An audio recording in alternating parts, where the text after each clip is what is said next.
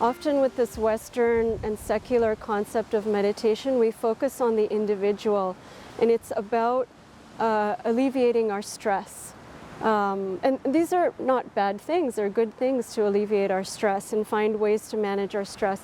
But that doesn't take away from the place that we have in society and the fact that there's injustices and structural issues.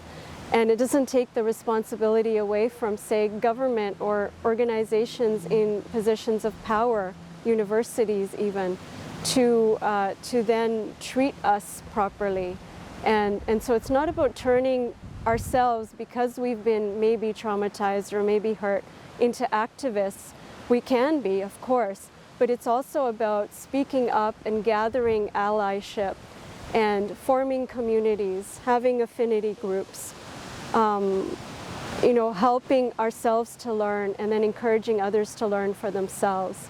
And that starts to create like a wider social change. There's a critique which is quite valid for secular mindfulness to put the responsibility back on the individual. So if you're feeling bad about something, if you're upset, if you're feeling hurt or whatever, then there's a kind of misconception or a misguided kind of notion that says you need to feel better and mindfulness will make you feel better.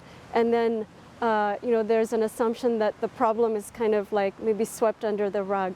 So what I'm advocating for, I guess, is that mindfulness not to be used as like a bypassing of the problems that we have, but rather to raise awareness and then to empower us within ourselves so that when we have this awareness and take ownership of it, in the sense that to acknowledge it and then to be able to then form groups that can be active, or to go out and like garner support, or to encourage those that are even in positions of power and privilege to do something to shift the structure. So it takes like a community and societal approach, as opposed to the people who are being most affected to speak up for themselves and to just kind of make themselves feel better. So it's not really about that, but I think that can end up being a result if